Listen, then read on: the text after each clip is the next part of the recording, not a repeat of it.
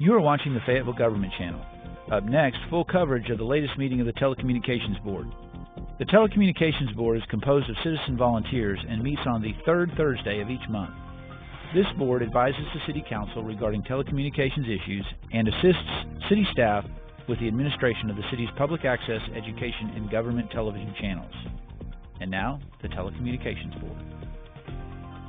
Order. Guess we can do roll call first. We'll go through it. Mr. Smith. Here. Mr. Ehrig. Here. Mr. Pennington's here. Mr. Spencer. Here. We're missing Mr. Shepard, though he probably will be here shortly, Mr. Goggins, and Mr. Spearman. Haven't heard from any of them yet. We'll move into approval of the minutes from the last meeting. Everybody's had a chance to look at those. I make a motion we approve them. I looked them over. They look good to me. Very good. Very good. Very thorough. Second. On motion by Mr. Ehrig and second by Mr. Smith. All those in favor say aye. Aye. Any opposed, no. The ayes have it. Move into approval of tonight's agenda. Pretty short one. I have one thing to add if we can, or I can do it as a point of information, but discussion of how the city might respond to the changes, forthcoming changes in franchise fees.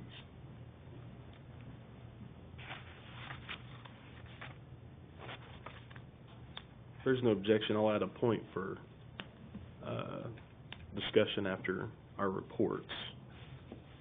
All right. Any motions on the agenda as amended? I make a motion that we approve it. There's on a motion by Mr. Ehrig and a second by Mr. Smith. All those in favor say aye. Aye. Any opposed, no. The ayes have it. We will move into our reports. First up is Mr. Giesler for the Television Center and Government Channel report. Good evening, everyone. Hope everybody was doing well and not got too badly caught in the weather and such. What we've primarily been doing at the Television Center and with the Government Channel over the last month since we last got together is working on remote meeting recording systems, and the new agenda management system that is going to be a significant addition to our workflow processes in the city, with the taking all of the agenda management, agenda items, and starting with City Clerk's office and the City Council, and taking all the management of those approvals and those items off of paper and putting them into an electronic format. And what you see in front of you is a printed agenda packet is actually output from that new system. I've been using some of the work that we do with the Telecommunications Board to test some of the setups and things that we're doing with the new system. We're in the implementation phase. And so it's good to take a smaller meeting body and test some of the things that we're working on. So you see it looks a little different than what you might be accustomed to in terms of the way the agenda looks, and it actually has a cover page. This is generated as a PDF file by the system, and then I was able to print it out because I know a lot of us are accustomed to having to print out, but it will be available when we do implement the system. All of this will be available online all the time. As soon as we publish an agenda, all the attachments will be available. Everything will be available to view for the public. Sir? Are there plans to archive these and store them indefinitely? The system itself is a database, and everything that's entered into it is archived. We will also continue to maintain the city's current archival process, which uses our electronic data management system.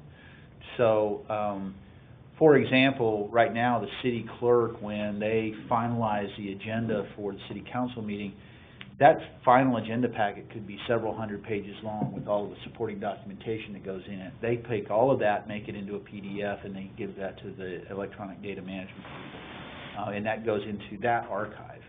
That will be the same, we'll be integrating both systems. So what we produce as an agenda packet in the new Legistar system will go to EDMS for additional archivals and storage. So 20 years from now, if someone Should has be. time on their hand wanted to Yep. read through these things. One of the things that we're really looking forward to with the Legistar system is the ability for people to go back and do research and make it a whole lot easier for them to do that. And when we implement the program and have everything online, as a advisory board for City Council, well, because I'm your staff support, Telecom board gets to be one of the first advisory boards that gets put into the system. And as actually you are right now, the only thing that we haven't done is integrated the minutes part of this meeting into the system. I'm hoping to do that this coming month and test that part of it. But next month you would be able to go back and look at this meeting and look at this packet online and any of these individual reports. So that's one of the big things that I've been spending a lot of my time on and will for the next couple months still. And one of the things that I'm hoping to do next month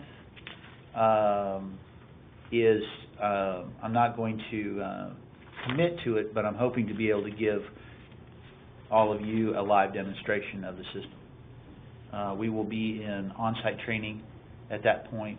Next month I will not be able to be at this meeting. I have a personal event. I'm a very proud father. My daughter's graduating from high school next month, so I won't be attending this meeting next month. But we will hopefully be able to give you guys all a live demonstration of the system soon, either soon before or after it goes live for the City Council. I think everybody's going to be really excited when they see all the capabilities of what we're doing. The other thing that we have spent a lot of time on the last month is implementing our remote recording system in this room. Because we had some holdup with some other divisions, you know, we're at times dependent on other divisions to do things like run cables and things like that. So where we interface with them, they also have a lot of workload that they have to deal with, and so we get in the process just like anyone else. And but we're very close to implementing that in this room. As you can see, there's some cameras on the walls that have been mounted.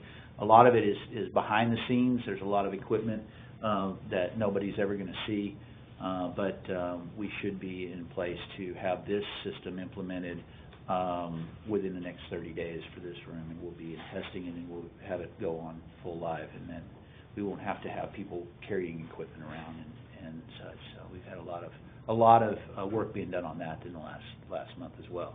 Have you been able to solve the transmission from this building to the television center, the fiber optic? Yeah, we thought we had.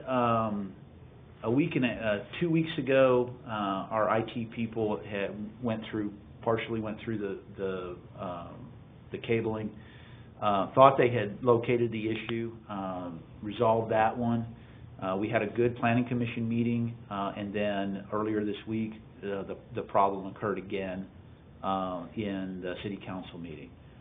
So immediately the next morning, the IT folks were already jumping on that, trying to find the other part. I think they have resolved it. Hopefully we'll find out. We'll probably find out at the next planning commission meeting. It's difficult to troubleshoot intermittent problems sometimes because it's just a very time-consuming process. But it's being worked on. We thought we had it. Unfortunately, we didn't. But I have a lot of confidence that they'll have that resolved very quickly now. So that's being worked on. The other thing is Neil Bilby, one of our staff members, and I traveled to Las Vegas last week to attend the National Association of Broadcasters Convention. Got a lot of great information about technology, about content delivery, where this convention helps us really see where the future of the industry is going, both from content management, content delivery, and content creation, the production end of it. What kind of cameras are we going to be looking at? What kind of recording systems? What kind of formats?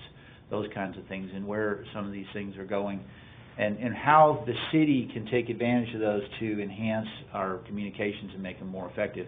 And a real good example of that is the remote recording system I just talked to you about that's being installed in this room was something that I saw at the convention 2 years ago.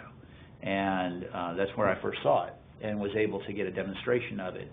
There's no other place that we can actually go and put our hands on things and actually have live demos of them and be able to compare side by side and make really good decisions based on that information, purchasing decisions about those kinds of things. So it's well worth our time and expense to go out there to see that.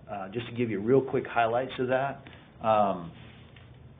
this is something that we've been talking about, but the industry is very, very focused on multi-screen delivery, and what we mean by that is people watching the same video content on their television at home, on their smartphone, on their tablet device, and how does that content get delivered, because there are format issues and there are delivery issues to deal with on that.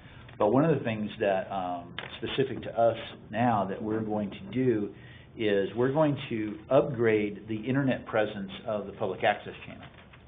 I had an opportunity to speak with and get a demonstration of a service that we've been using. You know, we've been streaming on a service that is called Livestream. They have introduced some new upgraded services, and it's going to cost us a little bit of money, about $500 a year.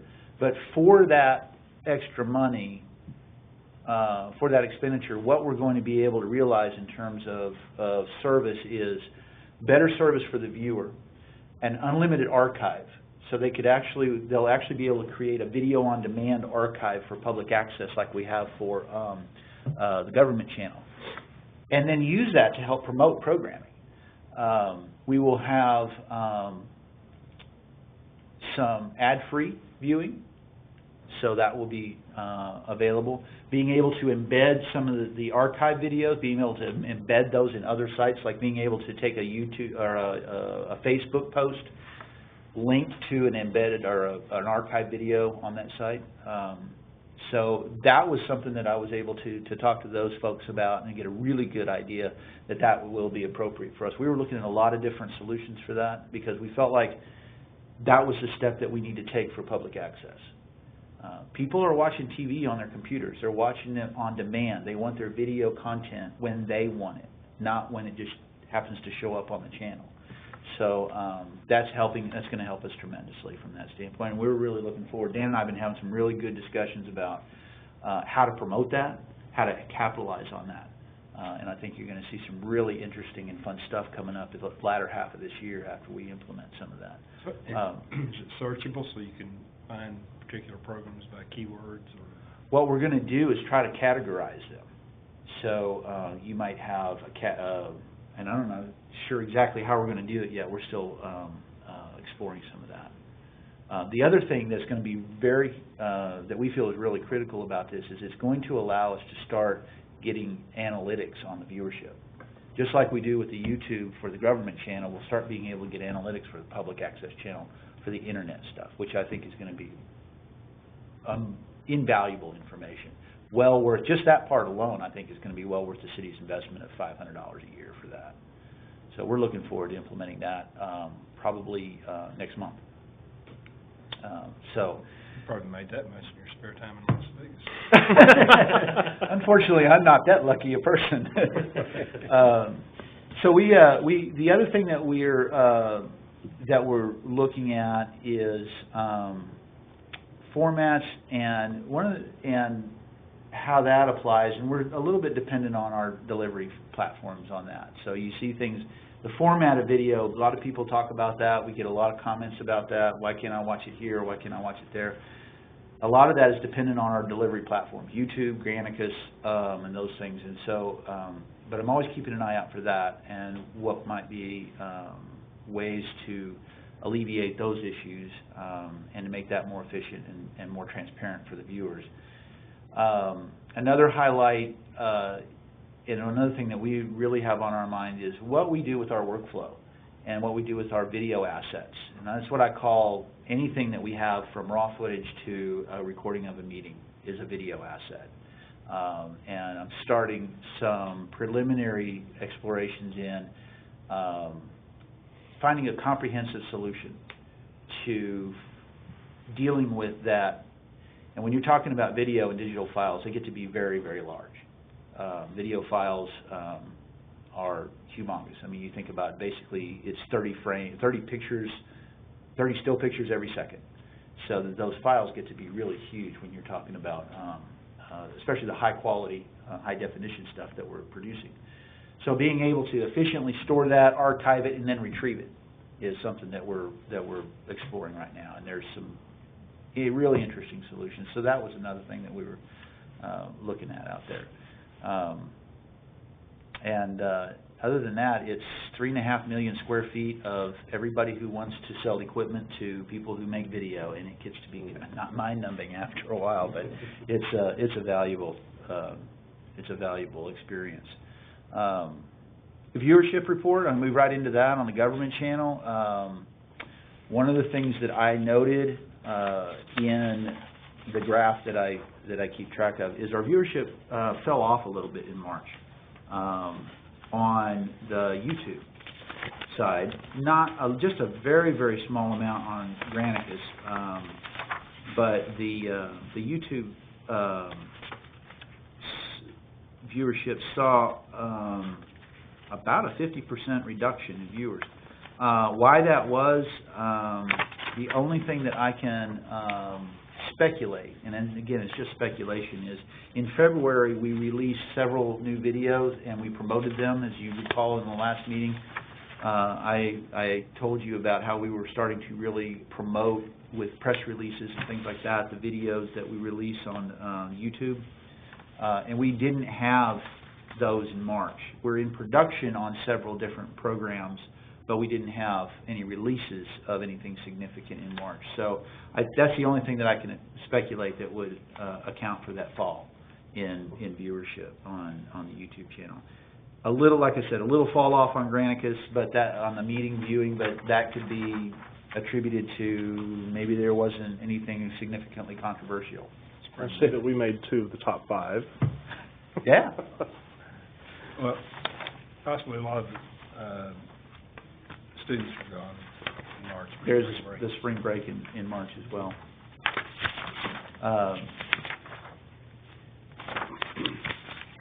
But we still, we're still looking at having a lot of activity on there. It really, I really like seeing us, being able to show that 1,000 people were able to access programming and get that information. The information's out there, and people have an opportunity to get it, and that's the thing that we want to make sure that we maintain. Can you think of anything operationally at the television center itself that we want to share with? The new carpet. Oh, we did finally complete the renovations of the section of the building where the city staff works, where we were able to put in new carpet and some new paint, and the staff members have a little bit of new furniture and some other things like that. So makes their workspace a little bit nicer for them. So Richard Drake had a nice complimentary piece about all the upgrades and improvements on his street jazz blog. That's nice to hear. It's nice to hear. We had a great meeting today. There's an organization that is involved in promoting workforce training in the area, and they had their monthly meeting at the television center, and I was able to give them a tour and inform them and talk to them about the job training opportunities that are there at the television center. We're not a job training facility per se, but there have been several people that have started their careers in video production, television production at our facility over the years, and have gone on to very successful careers. So that capability is there. Does anybody have any questions or anything? Did you ask them if they wanted to come make short takes about their program? I did. I offered them, and we spoke a lot about that, and the message board as well. Good. If they had events or something like that that they wanted to promote.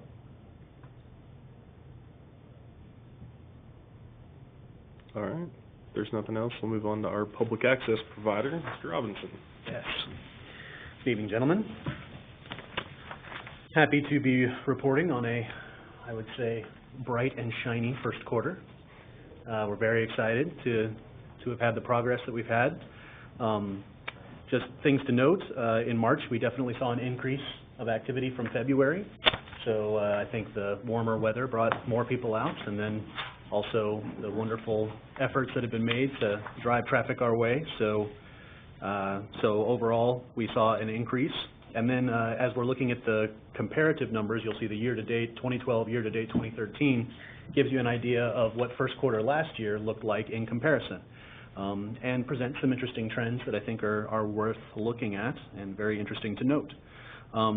First and foremost, we've added up to the same number of no-shows, and considering we've added as many classes as we have, I would kind of count that as a decrease. Because we are offering considerably more classes, but have had about the same number of no-shows compared to last year.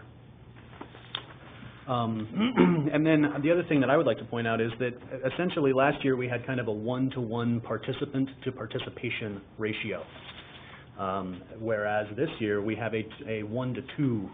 Every participant is doing more like 2 participations. They're taking 2 classes instead of 1. Which means we're holding them longer, which is really exciting for us, that they make it past orientation, they get excited about another course, and very often the field and the editing courses go hand in hand. So overall, the participation number has greatly increased. And as a result, we've seen many more candidate producers. Our candidate producer number is considerably greater. We have more people taking classes, more people succeeding, and more people utilizing equipment, which is very exciting. The thing we have not seen more people in is short takes. Mm-hmm. And we continue to reach out to the community and make them aware of the resource. I would say our plans in the future include bringing short takes to the people at the farmers market, which has been a successful effort in the past to have a booth available. And there are fun ways that we can make that very appealing, usually by making a monitor available for people to be able to see themselves.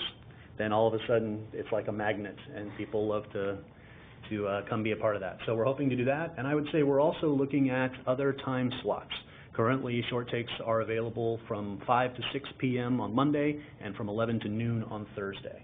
And I'm working with the staff members to try to find other time pockets to see if maybe we can find a more accommodating time pocket for people who would be interested in taking advantage of this really amazing resource.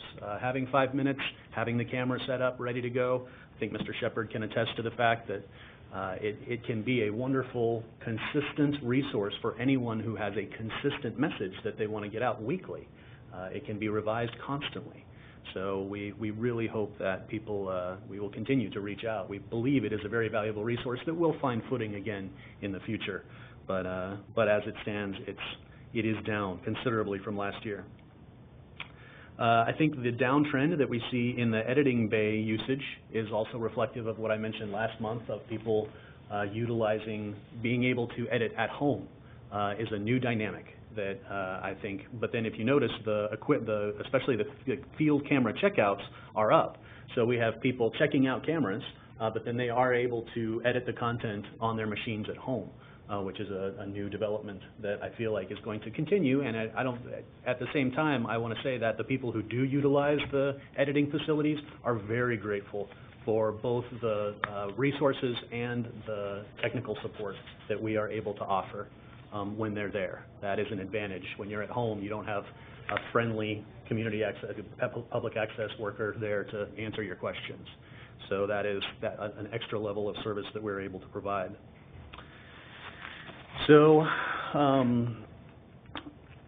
studio use is up, as it is a joy to work with. It is an amazing facility. We get the wow factor every time we give people a tour, and we're very proud of that, so it is exciting. Field camera checkouts are also up, and we've seen a slight raise in the number of programs telecast. So on page 2, when we look at training in particular, I think it's nice to note that we have had a nice increase in the number of class offerings thanks to the 2013 contract. The expanded contract has allowed for us to offer more classes across the board, and as a result, we've had more participants. So, and then the test scores, averaging at 96, test scores are very high, so I think that shows that the classes are accessible. And then, as you can see, the majority of the activity happens in field and editing.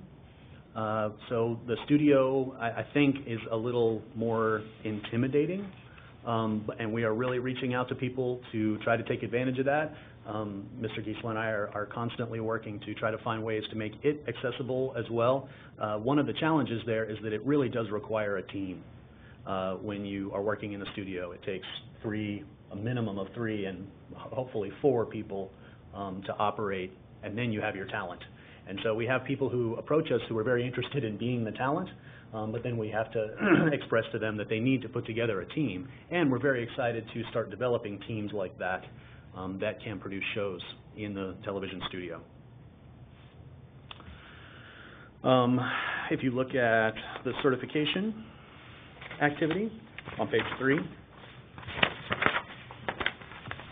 in March we added 4 new certified producers, which was very exciting when you look at how many certified producers we had last year. It was an exponential number of growth. And that is, I think, a result of the large number of people we have going through the classes, and now we are starting to see them submit programming for telecasts, which is very exciting. And then, of course, the number of candidate producers is significantly greater, which is very exciting for us to have people who are empowered, able to check out the equipment. Everyone seems very happy with the field cameras. They come back with glowing reports about how they work, about the non-tape system. They're really happy with using the SD cards, being able to come. I worked with Victor Parkinson today, and it was just a new dynamic where they can pop out their card and do the instant file transfer and not have to worry about offloading tapes and things that were very time-consuming before. We are so glad to be able to offer these new modern conveniences to our users. That might affect your hours of editing bay use too. They don't have to sit there while the tape's Exactly. real time. That's very. I hadn't even thought of that. That absolutely makes a lot of sense. They did have to sit at a 1-to-1. You know, they had to sit minute for minute and do a tape offload before, and they don't have to do that now. Now you can offload the equipment, the content much faster. Thank you for pointing that out. I hadn't even thought of that.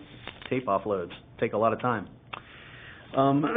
Then under production activity, I would just say again that short takes, we really hope to encourage people to utilize short takes, and we will be taking short takes to the people.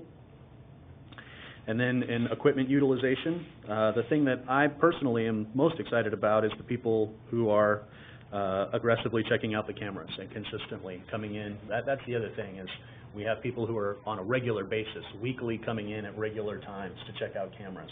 And bringing them back. And bringing them back, which is just as exciting every time we see them come back. And then bringing them back without questions or problems is really nice. You know, sometimes in past, you would have people who come back and say, you know, this just didn't work for me. And now they come back and say, it worked great. So that's very rewarding. So no feedback or no complaints in March. So that is 15 months running. Feel like we should have a slate board at the thing. It's been this long since a complaint. We're very happy that everyone seems to be happy with what's going on. And then finally, with the programming, we are still seeing it continue to slightly bend towards outside programming. But once again, I believe that when this new influx of students that we have had in the first quarter continue to utilize the resources, we will see more programming from them. And then I would say, referring to what we had discussed earlier, we are very excited about the prospect of being able to market Fayetteville Public Access Television as a web channel, ad-free, with the archives available, VOD available.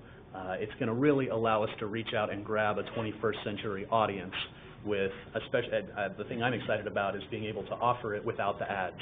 You know, right now, it seems like a bit of a contradiction that you have to watch an ad to watch Fayetteville Public Access Television. But you do, because of the fact that we were utilizing the free service up until now. So the prospect of being able to get analytics, offer ad-free viewing, those sort of things, very exciting for us. And then will allow us to promote those in new and exciting ways. Sharing the city's perspective on the public access operation and what your media has been able to accomplish, we knew going into this year, as you are all aware, we made some significant changes in what we were asking them to do, both in terms of class offerings and how some of these things were implemented. And so we knew that it was going to take some growth time. We're not disappointed at all in the studio utilization numbers by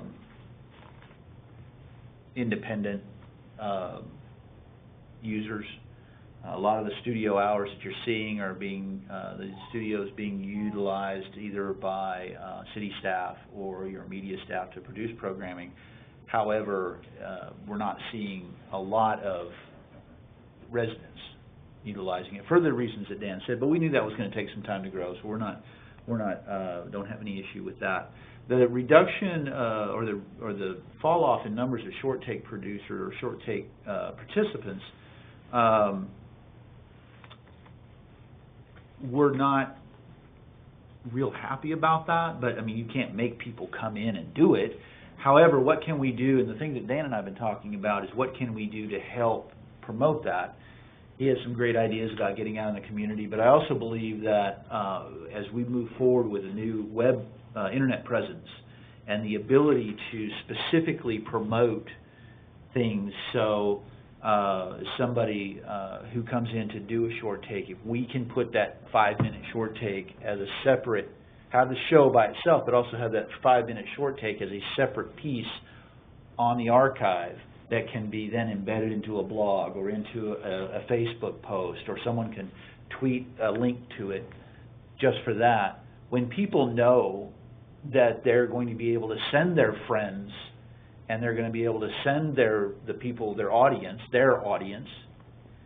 to their short take, I believe that's going to really start promoting some more usage of that. And then public access starts living up to what its intent is, which is giving people a way to get their message out.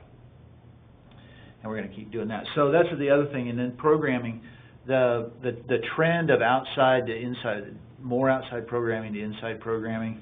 I also agree with Dan that as we see this new influx of students actually start turning in programs to telecast, we'll see those numbers start to shift. And also, I think that's one thing that we do have to look forward to is being able to give people the understanding that people will be able to see your programming, your audience will be able to see your programming in ways that they've never been able to before. They won't have to be a Cox Cable subscriber. They won't have to be an AT&T subscriber. They will be able to get it from this other outlet. So we're still very happy with where things are and how things are going, but we always keep an eye on where things are going so we can make good decisions on what resources are being utilized and where we're focusing those resources. Mr. Chairman, if I may, you mentioned AT&T, and maybe remember, they've been working in the tunnel from this block down there crossing the station recently for many hours, semi-blocking traffic a little bit. Does that have anything to do with the city's wiring or anything? Because it was on that block alone. I think that's just coincidence. It's my understanding that they're doing that kind of work all over the city, and they're revamping and just rebuilding some of their infrastructure in different areas. I don't have any specific information on exactly what they are doing with that. I know that they're upgrading and, like I said, rebuilding some of their fiber optic transmission systems and some things like that. There is one of those risers, whatever, is that what you call it? That come there on that corner now, block and rock, that wasn't there before. So they do have that up there now that says, careful, don't dig your fiber optic lines and things like that. So,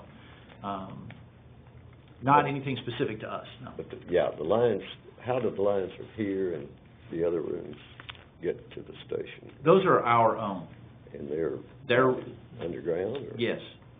We have a private conduit that runs from this building.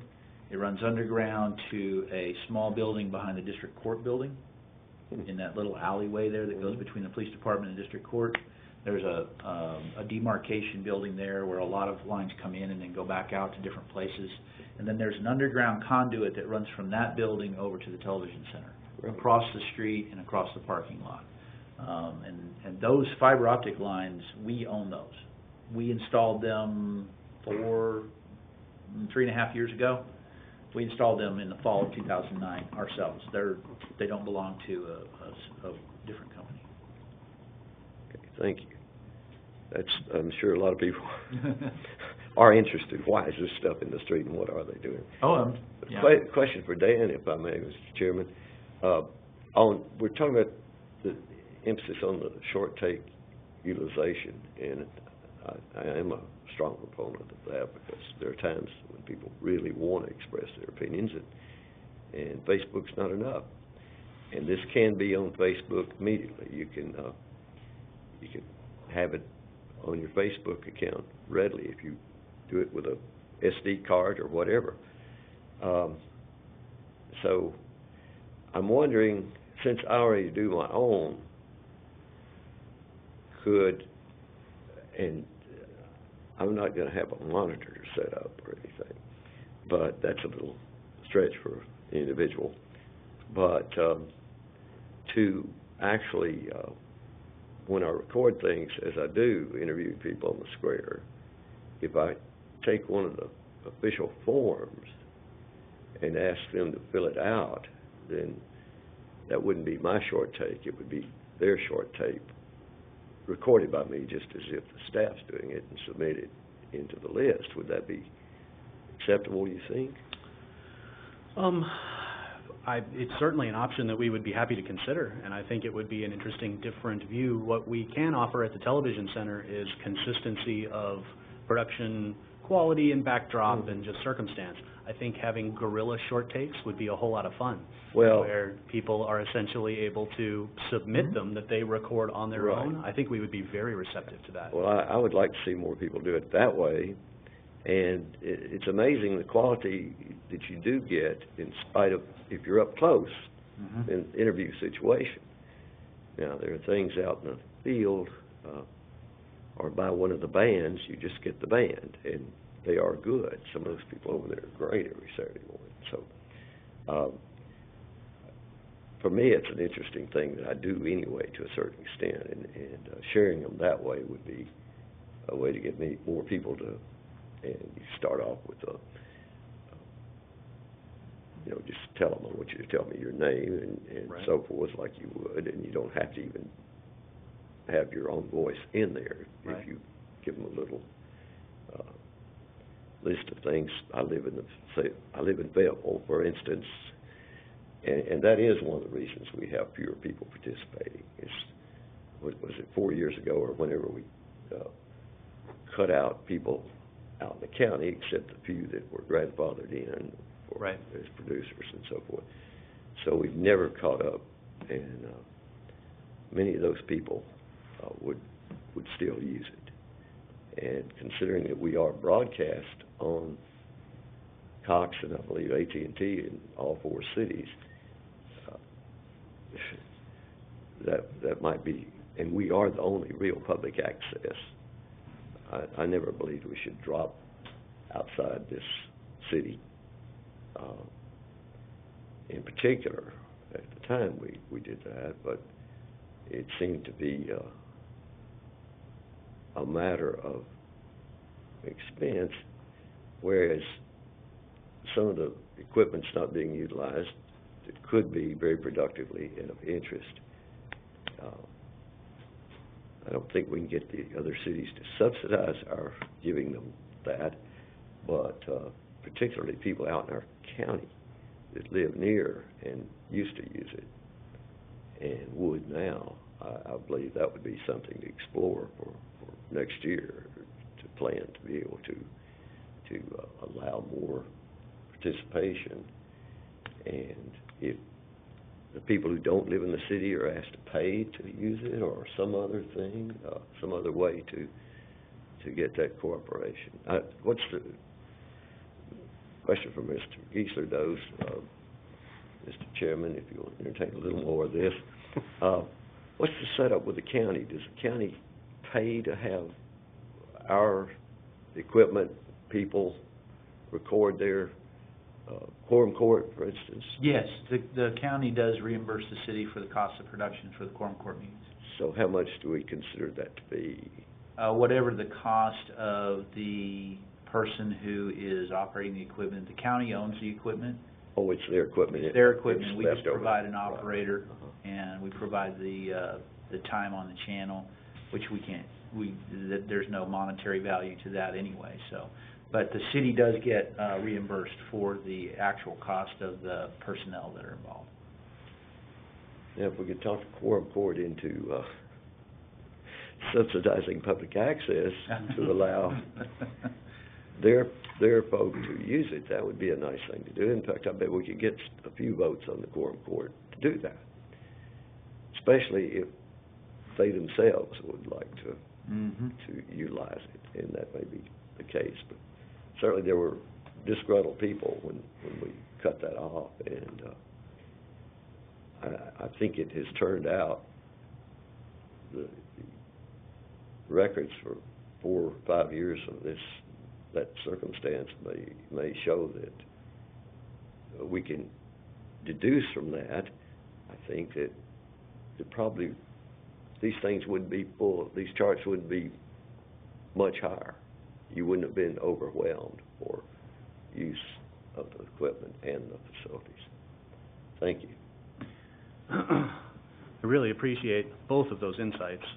Number one, I think the idea of allowing people to find a way to do short takes in their own space at their own time and give that to us, I think is a new and fresh angle that I hadn't even considered, that I think will be a lot of fun to explore.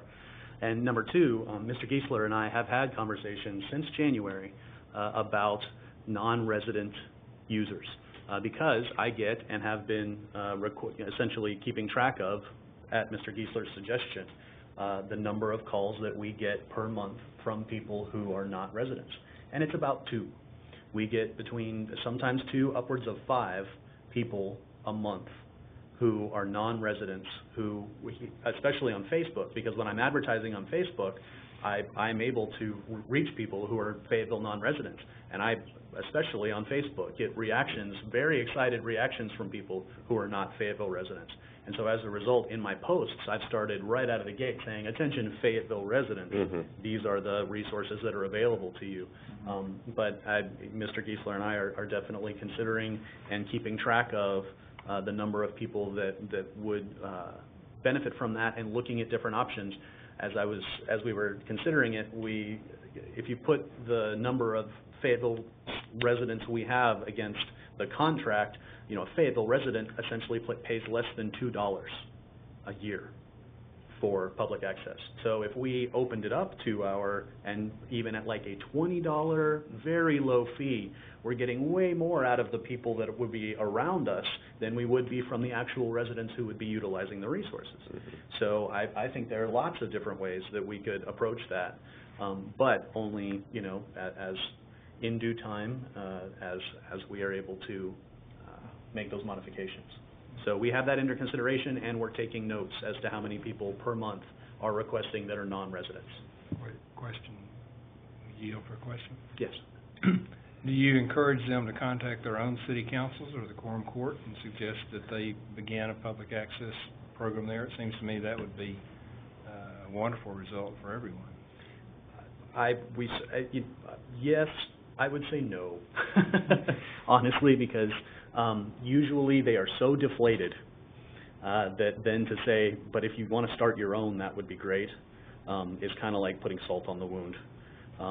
It would be amazing if there were people who had that kind of moxie and tenacity to try to pursue that. I mean, it requires so much groundwork, and I would say it would be an intimidating thing for them to try to establish that, especially with the Jones Center having crashed the way it did. I think our city may, I guess in many ways, be unique in that we support that idea, and other cities not so much. Absolutely. I've had people contact me from Hot Springs to find out what resources are available. I get calls from Little Rock. Can you help us out with this thing? So there are people who are aware, and it really is a diamond of a resource for this city. Maybe your media can pitch it to the other cities. And unfortunately, as the year goes on, if our cable provider opts to take advantage of the new legislation that was recently passed, which I don't see any reason why they would not do that, that there won't be any more public access channels created because cities won't have the ability to go to the cable company and say, we want another channel. The cable company will just say, you have whatever channels you had at this point in time, and we're not giving you anymore, which is very unfortunate. But I don't see us expanding the number of public access channels in Arkansas in spite of what the citizens may want. But I believe this gives us an opportunity to lead as far as being Absolutely. a web-based channel.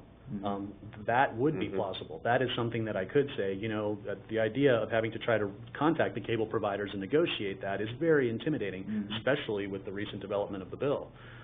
So instead, to be able to offer them a model of something that is self-sustaining without the cable providers, I think would be something that we would be happy to encourage people with once we have that system up and running. Is that something that this board feels would be is a good direction for us to be really trying to go to? Is to be looking at how to be a model for an internet-based distribution model for public access, maintaining the cable channel as long as we can, and of course that distribution channel, but to essentially not be under any danger of losing it because of what they may want to do. I think we kind of have to. I mean, we've got to get away from the traditional TV model Yeah. after this legislation. I think that's interesting. Don't back off. I mean, Fayetteville already stands out with our public access support. We do. Why not lead going in another direction? It'll be, I really believe it'll be the only thing that other cities will essentially have at their disposal in the future.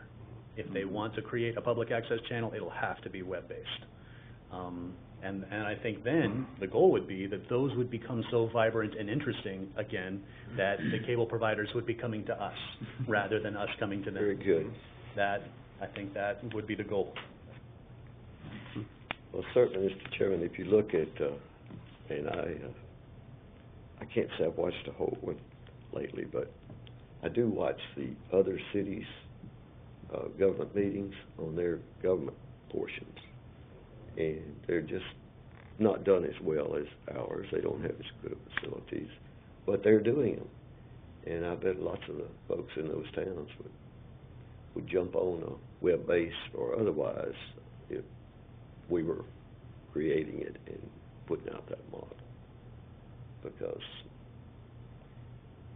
people love their phones. You can get it all on little pads. Well, the other noticeable advantage is that web-based is international. It's worldwide, where it totally removes the regional boundary that we once had and makes it so that if we create programming that's compelling, we can let people know on the coasts, and they can be a part of the things that we are trying to lead in here in the Midwest. A lot of these things are in flux. We're really trying to keep an eye on where the industry is going by seeing where the technology goes and seeing where viewing habits how are people watching television now? How are people accessing their video content? And it's not even as much as saying how are people watching television, but how are they accessing their video content? Because it's there. I mean, it's everything from the cute cat videos all over YouTube to, to what somebody might have posted on a blog to live stream was a huge player in the Occupy Wall Street movement, where there were people that were essentially telecasting live from these Occupy sites, streaming over the internet and getting their message out. So we're keeping an eye on all of that. So again, the goal is always to give our residents that ability to get their message out to as many people as possible. It's what public access has always been about, and we want to keep that and maintain that and not be limited in any way. We're really excited about the possibilities, where we might be able to go with this. We're just going to need to keep pushing it. As Dr. Smith said, keep pushing it.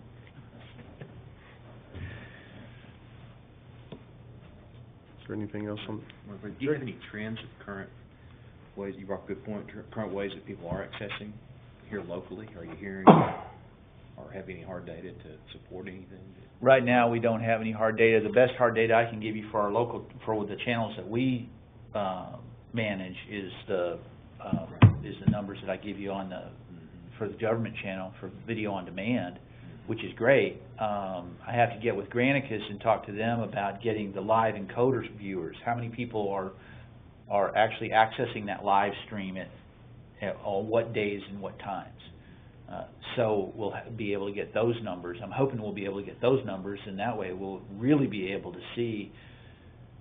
Maybe we have, I don't know, we may have several hundred people watching the city council meeting live on the internet.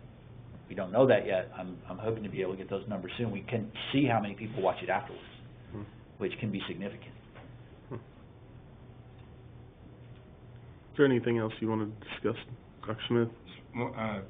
Not with regard to the reports, but I did. Oh, okay, we'll move on to our, was there anything else on reports? Okay, we'll move on to further discussion on the franchise legislation. Well, I think it's pretty awful legislation in terms of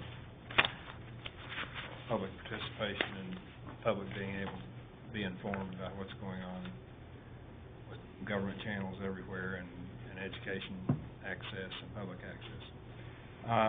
But there's also other trends, and part of the wording in that particular act, I think, raise a point that we need to sort of begin to anticipate. Just as city revenues may be decreasing when people drop their landlines, if the AT&T franchise is based on landline income and not, cell phone doesn't apply to that at all. I think they've now extended the 911 charge to cell phones, but not, the number of landlines, I think we're probably going to be decreasing in the next decade or so, if not already.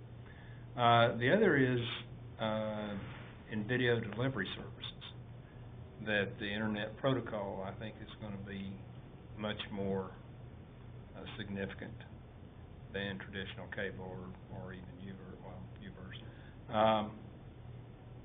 And the value of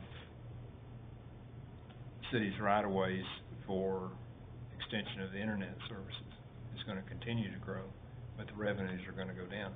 And I think it might be helpful in our position to advise the city on how to address that, is to not start from scratch, but if staff has time through either professional associations that monitor this, or of other cities that are sort of cutting edges, how do they address the revenue and right-of-way issue with regard to internet protocol services? That's specifically exempted from the Act in terms of